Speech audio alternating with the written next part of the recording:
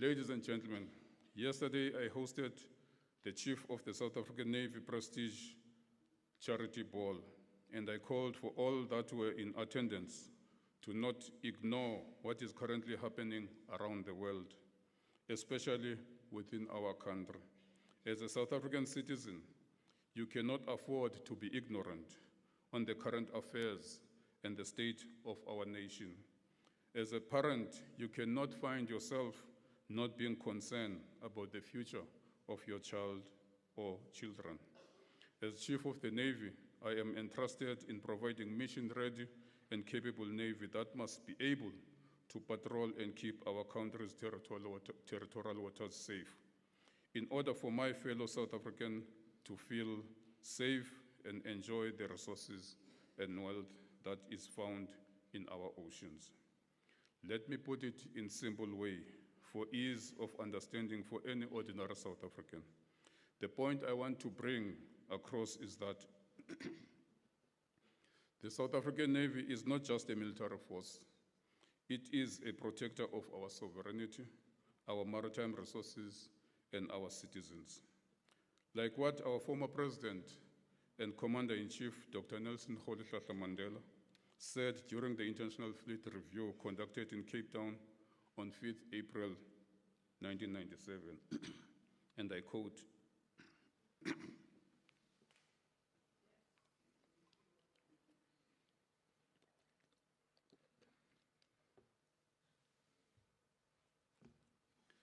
"The sea is a vital national interest, and that is why we maintain the Navy. As a nation, we believe in the freedom of the seas. That is a matter of national strategic interest. We are a maritime nation trading all over the world. We accept our obligation to combine with other maritime nations to uphold the freedom of the seas and to protect our national interest through naval power," close quote. Ladies and gentlemen, I want us to internalize the fact that our coastline stretches approximately 2,798 kilometers, and that South Africa is a maritime nation. Our country's main trade routes include the maritime route via the Cape of Good Hope, with the major ports of Durban and Richards Bay, which are linked by N2 corridor and are vital for both regional and international trade. They handle a wide range of exports and imports, including coal, chrome, crude oil, mineral products, vehicles, foodstuff, and fruits. The other significant ports include Cape Town, Gqeberha, East London, Mossel Bay, and Saldanha. In the same breath, our country is losing in the region of over 6 billion rands annually due to illegal, unregulated, unreported fishing. Unmonitored vessels in our sea pose a risk to the Republic. At any given time, we have over 600 vessels in our territorial waters, of which some are involved in human trafficking, some with illegal fishing, some stealing our minerals, some smuggling weapons, while some polluting our beautiful seas and beaches, but to name but a few.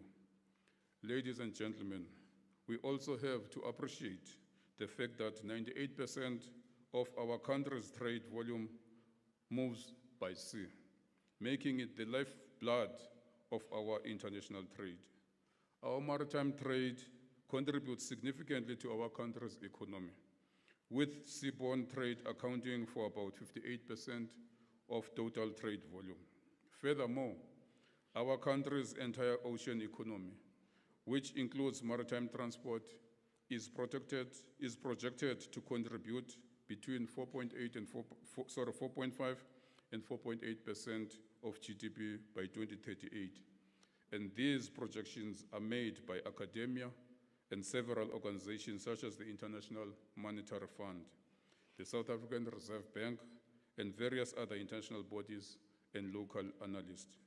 What is of concern is that in making these projections, these organizations might be overlooking a crucial element, which speaks to appreciating who and how do we protect our maritime resources of interest.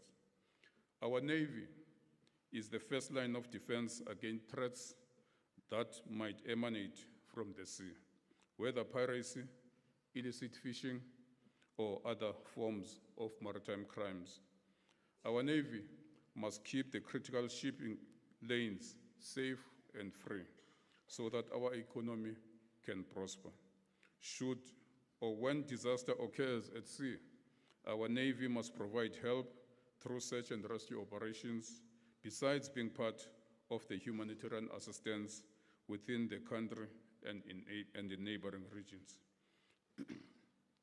In order to carry out all these important roles, we must focus on the capability and resources of our Navy. We need to modernize our Navy to match today's complex and dynamic challenges. We need to invest in our Navy because that will also mean we will be investing in our youth. Training and career opportunities in the Navy can inspire a whole new generation of South Africans, providing them with skills and experience that will benefit the nation as a whole.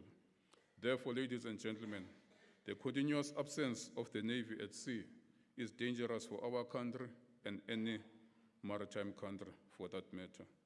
Today, as the country, we are battling the high pollution of illegal immigrants. Our society and the future of our kids is being destroyed by drugs which gets into their hands through the seas.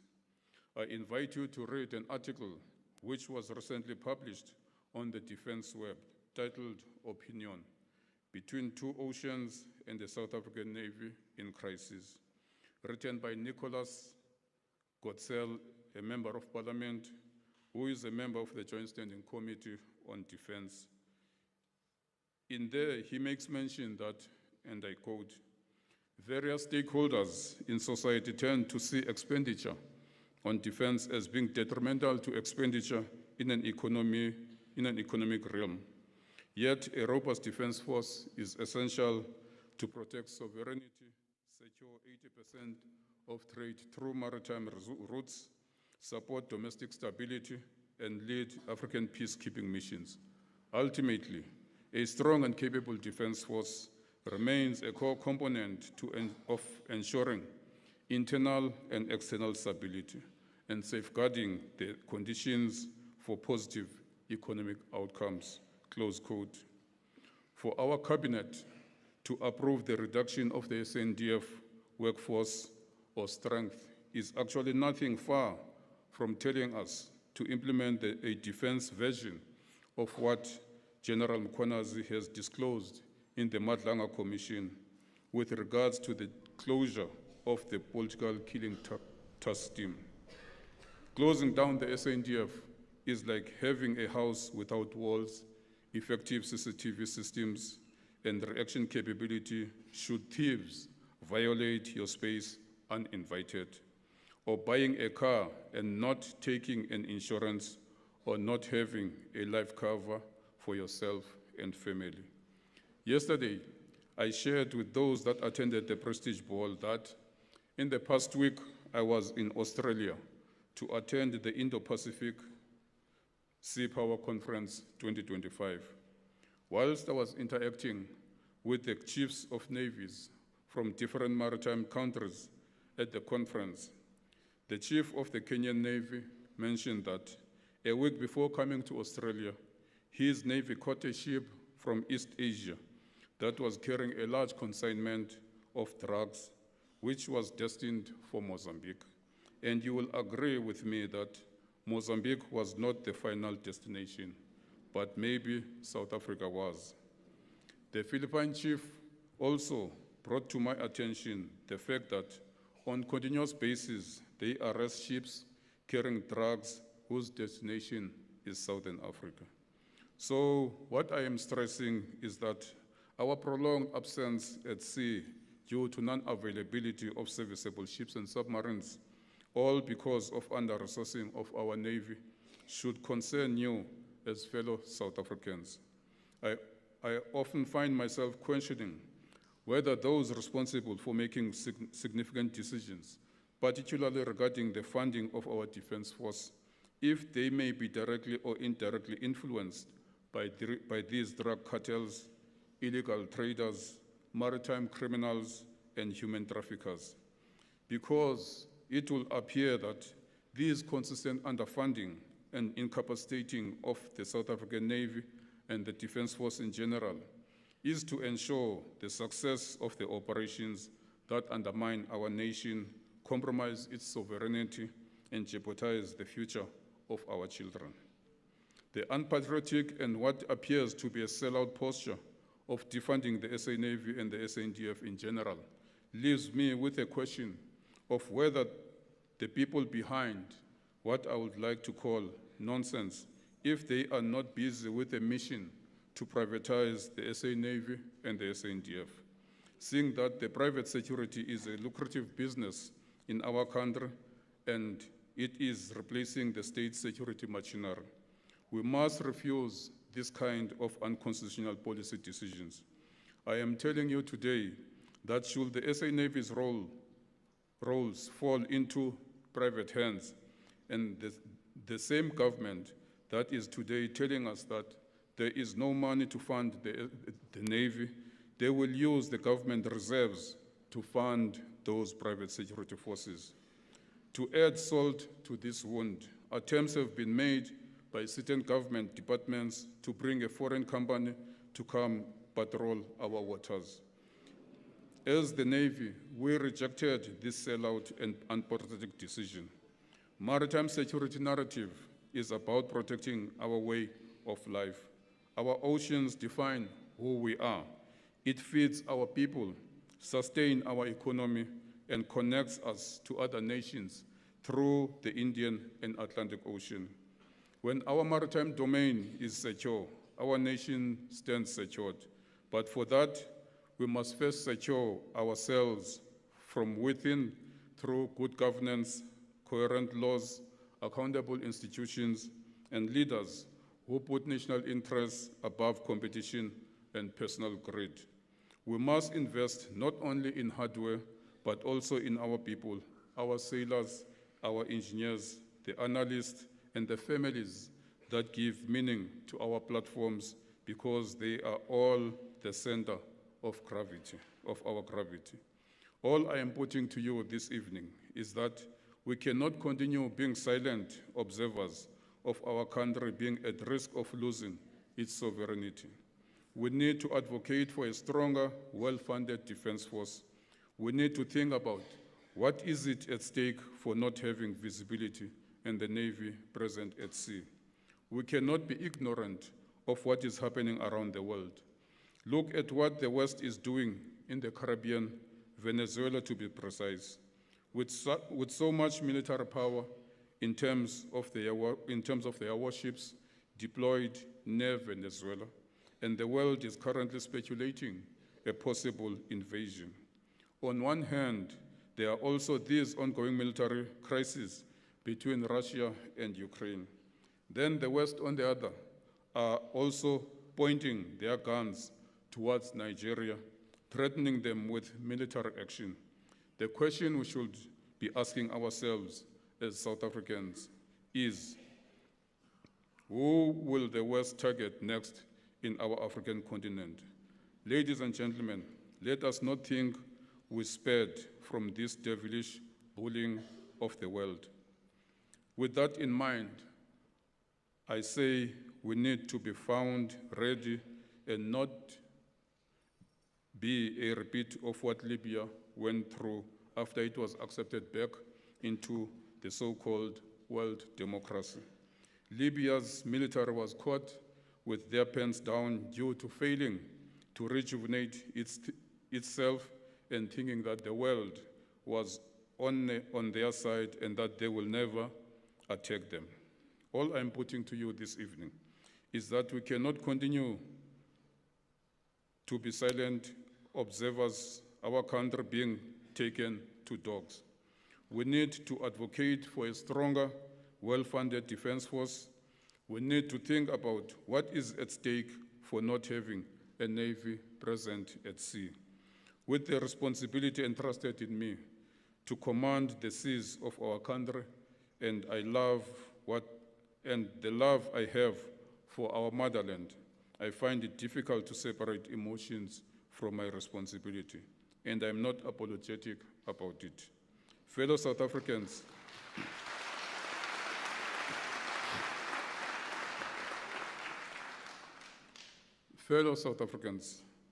I would like to leave you with those few words to internalize, ponder on when you go to sleep tonight. As you lock your gates and doors in preparation to go to bed, ask yourselves, is our seas safe? Ask yourself if you are comfortable with what is going on in our country. Ask yourselves if the future of your children is in good hands or not. Before I close, I want to make mention that I regard my job as a calling, as I have been serving the people from the tender age of 17, and to this day, after 40 years, I regard serving the people and my country as the only thing I know best.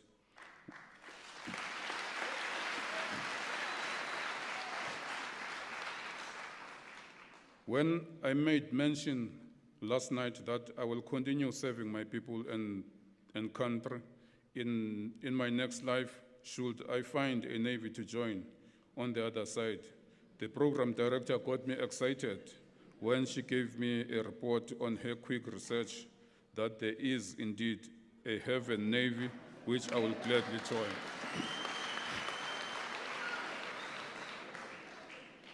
In closing, let me take this opportunity to thank the program director, Captain Mahlangu.